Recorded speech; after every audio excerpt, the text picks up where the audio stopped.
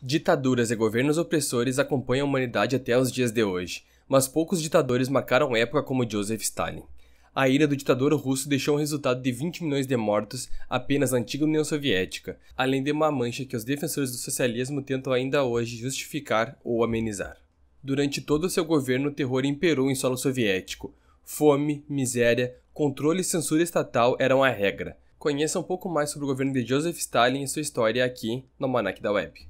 Nascido na cidade de Gori, na Geórgia, em 1878, o bebê que se tornaria uma das pessoas mais perversas da humanidade foi batizado com um nome um tanto quanto difícil de pronunciar, Iosif Vissarionovich. Filho de um sapateiro alcoólatra e de uma mãe que trabalhava como faxineira, a infância de Joseph foi um tanto quanto difícil, tanto pela pobreza na qual sua família vivia, quanto pela violência a qual ele e sua mãe eram submetidos pelo seu próprio pai.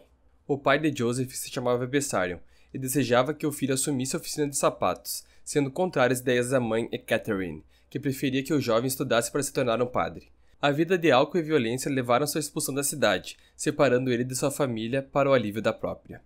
Agora distante das violências constantes de seu pai, Joseph seguiu os conselhos de sua mãe e se dedicou aos estudos, sendo admitido assim no seminário da Igreja Ortodoxa, carreira a qual claramente ele não seguiu. Após desistir da vida acadêmica, ele trabalhou na área de meteorologia e aproveitou seu tempo livre para se reunir com outros revolucionários e discutir sobre política e sociedade. Começou assim a ser perseguido pela polícia devido às manifestações e badernas que apoiava.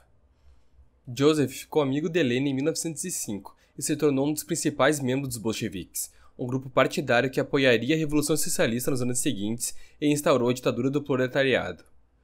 Enquanto era apenas um dos revolucionários, possuía o papel de realizar o trabalho sujo do partido, instava manifestações, participava de brigas e inclusive realizava assaltos, e foi por esses motivos que acabou sendo preso 7 vezes. Após algumas fugas da prisão, ele foi isolado na Sibéria, lugar que terminou de mudar seu caráter frio.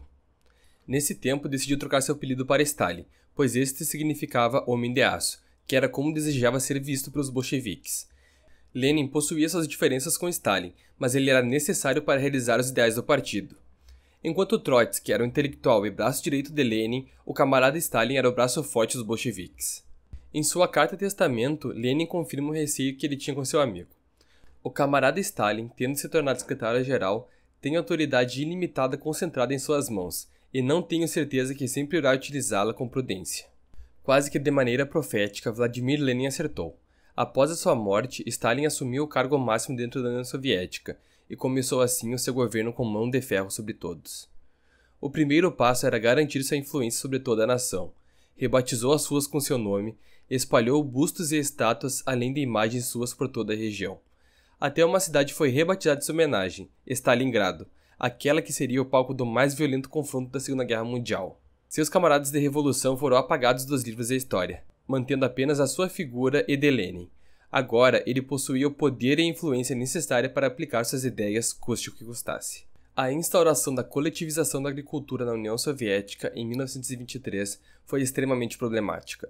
A estatização das terras, passando da mão dos pequenos e grandes produtores rurais para as mãos do Estado, não foi bem recebida pela população, que iniciou motins contra a reforma socialista na economia. A forte oposição dos produtores, aliada à corrupção e desvios que agentes do governo realizavam nas fazendas coletivas, levou a Ucrânia, que na época era parte da União Soviética, a sofrer um dos piores cenários do socialismo. O episódio que ficou conhecido como Holodomor foi o holocausto e genocídio do povo ucraniano, resultado da má administração e da má colheita do período 32 e 33. O papel de Stalin foi decisivo para que aquele lugar se transformasse no inferno.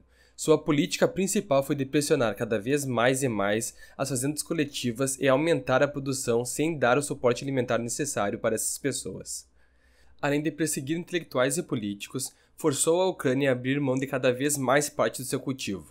O cenário foi tão catastrófico que as pessoas comiam cascas de madeira e o canibalismo se tornou comum na região.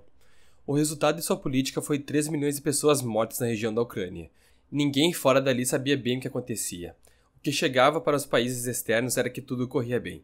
Alguns jornalistas descobriram o caos que estava acontecendo e tentaram relatar ao mundo. Um deles foi Garrett Jones, que teve acesso à Ucrânia e viu o horror da política socialista na prática.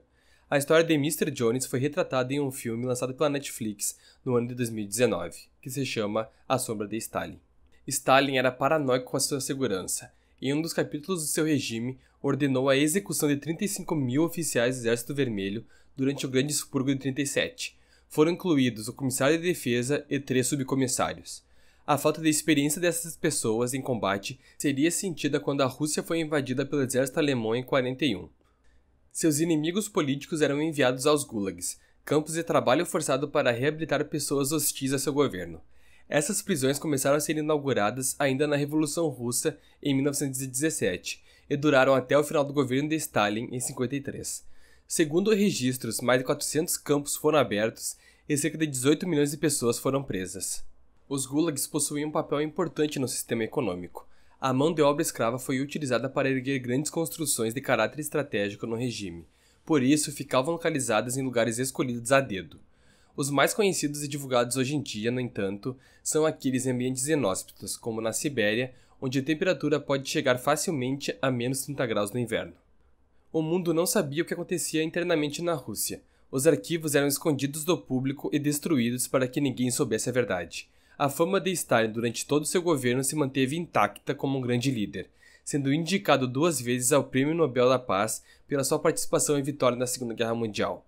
O mais curioso é que o governo soviético criou seu próprio prêmio, chamado Prêmio Internacional Stalin para o Fortalecimento da Paz entre os Povos, que ficou conhecido como Prêmio Stalin da Paz, onde as pessoas eram indicadas por terem realizado algo de bom para o mundo, segundo o critério soviético, que era, em geral, ser a favor do governo soviético. Várias pessoas foram homenageadas ao longo dos anos, entre elas Pablo Picasso e Salvador Allende. Inclusive, alguns brasileiros receberam este prêmio, como Oscar Niemeyer e Jorge Amado. O prêmio foi rebatizado em 57 para Prêmio Lenin da Paz, após a descoberta dos horrores de Stalin.